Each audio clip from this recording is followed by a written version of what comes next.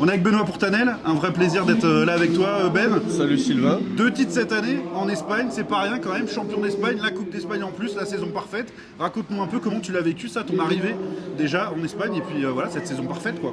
Oui, c'est ce que je dis, c'est toujours mieux de gagner les derniers matchs et l'aventure est plus belle à la fin.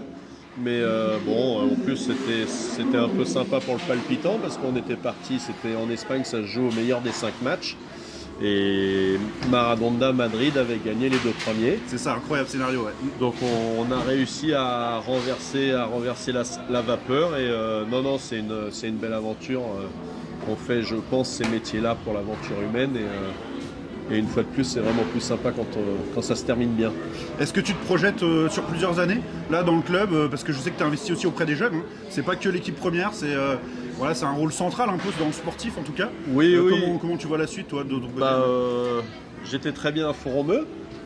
Voilà, 2 ans avec la section de hockey sur glace à Coubertin au lycée climatique. Et puis au mois de juin dernier, Raka m'a appelé.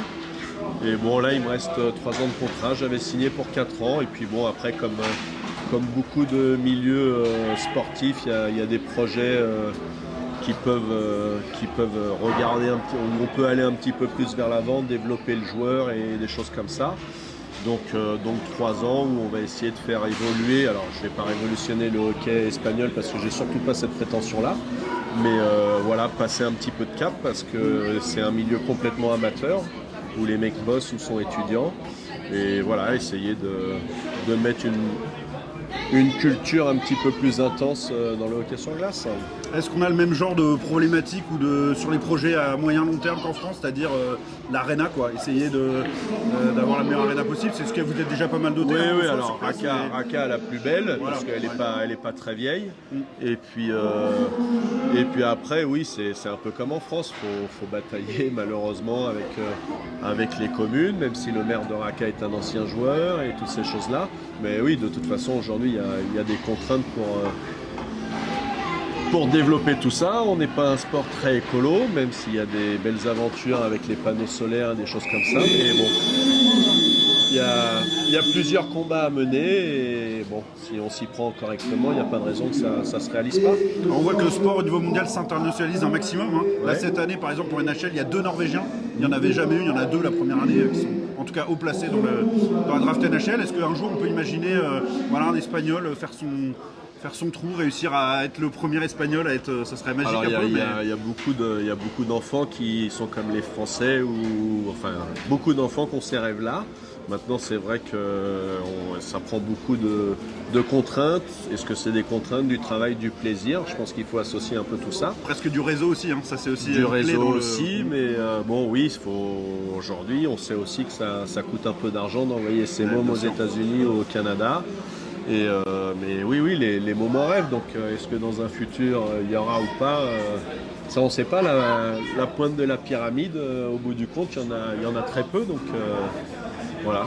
Le plus important, c'est que les mômes réalisent leurs rêves et en tout cas, je leur souhaite de le réaliser. Ouais, et puis il n'y a surtout pas besoin forcément d'aller jouer en NHL pour faire une très belle carrière et s'éclater dans le hockey. Ça, c'est clair. Heureusement d'ailleurs, sinon ce serait bien triste. Et puis, ça se joue dans pas mal de pays exotiques. Donc, l'Australie se développe, ça joue en Nouvelle-Zélande, ça joue en Afrique du Sud, en Mexique. Là, j'avais un petit Argentin à Raka qui était un copain du gardien de but espagnol. Donc, il y a des joueurs. Après, faut les développer, on le sait, faut des matchs, faut voyager, faut aimer le voyage.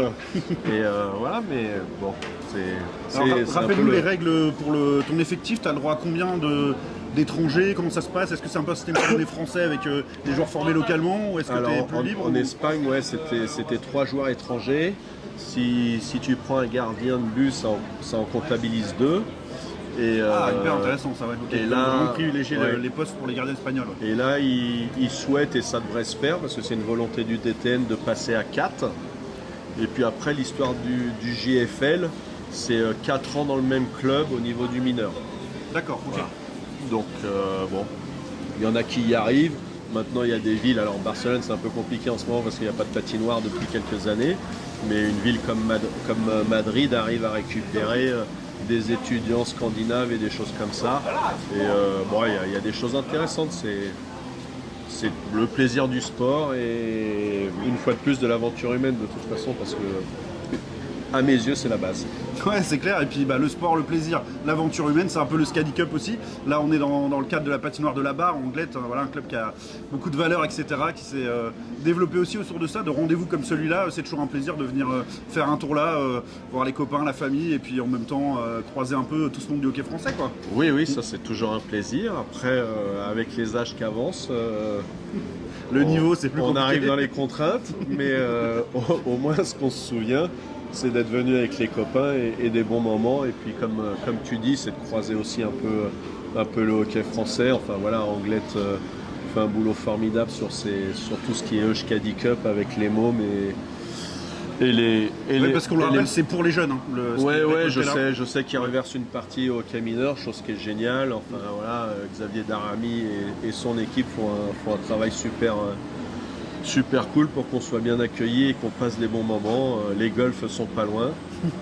C'est une légende, mais bon, pour éviter de faire comme TF1, il n'y a pas de soleil, venez pas au Pays Basque. J'exagère, mais non, c'est une super région pour associer plein de plaisirs et de passer un super moment. Tu sais à quoi je vois qu'on vieillit? C'est que tu es obligé d'avoir la première lettre de ton nom de famille sur ta casquette pour t'en souvenir. Donc là, vraiment, je me dis que. Ouais, mais on est plus si jeune. c'est pas très grave. C'est juste une petite histoire d'ego et quand on est coach, c'est pas très important. Merci beaucoup, Ben. C'était un plaisir en tout cas. Sylvain. À très bientôt. Merci.